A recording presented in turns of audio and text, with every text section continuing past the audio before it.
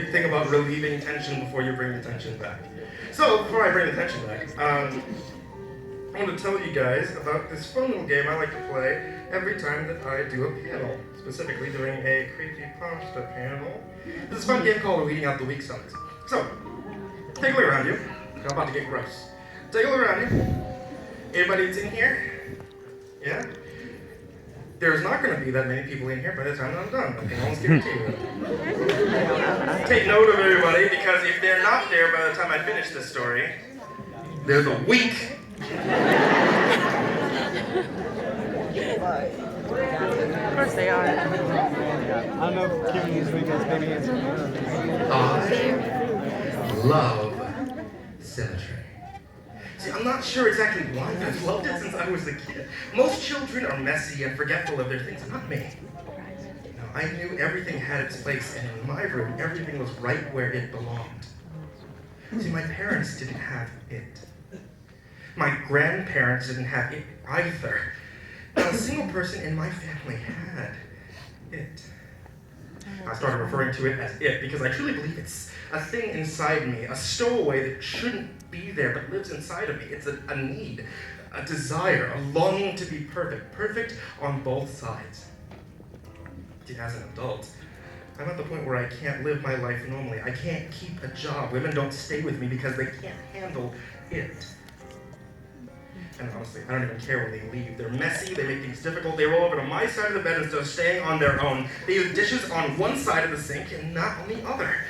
I can't work anymore, so when they leave for the day, I have to stay home and fix everything. It's a relief when they leave for good.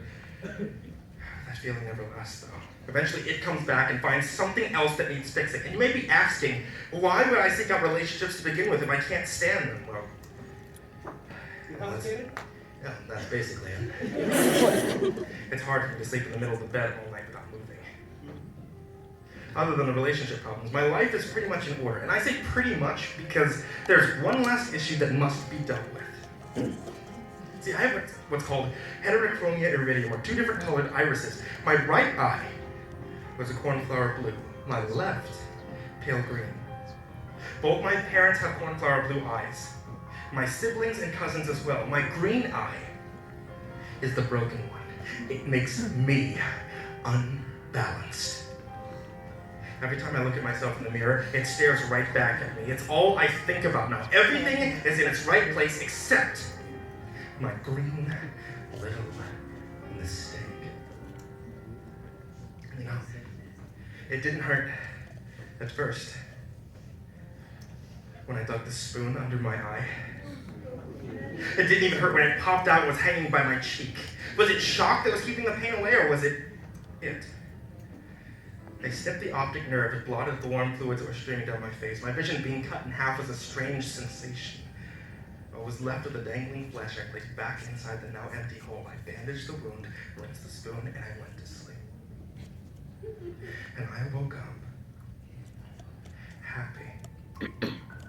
I slept better than I had in years. It was finally done. I was fixed. I got out of bed and I stumbled to the bathroom. My body ached. My head was on fire. I flipped the switch in the bathroom and the light was blinding. I slowly removed the bandage that was soaked with blood and sticking to my face like tape. And when I looked up to the mirror, my stomach turned.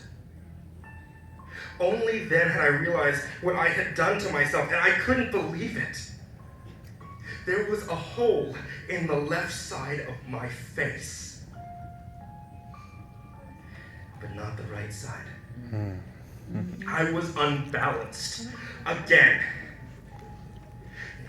It was much harder digging out the second eye. My hands were shaking when I dug in the spoon, and I missed several times, puncturing my pupil 3 times before I got it in the right place. And once the eye popped out, I reached for the scissors to finish the job. The blood from the previous night had dried on the blade, so the scissors, they didn't cut very well. You know when you're a kid in elementary school and your teacher made you cut construction paper for art projects? Did you ever try to cut too many pieces at once? But the scissors, they just couldn't take it, and the paper would get pinned between them. That's what happened with my eye. The optic nerve was pinned between the two blades. It was stuck, and I tried desperately and frantically to make it unstuck. I slipped on the blood and started falling to the floor. Reflexes kicked in, and I let go of my eye to try to break the fall with my hand. The weight of the stuck scissors on my hanging eye was unbearable. I knew I couldn't stand it long enough to make it to the kitchen to get a knife. So I pulled.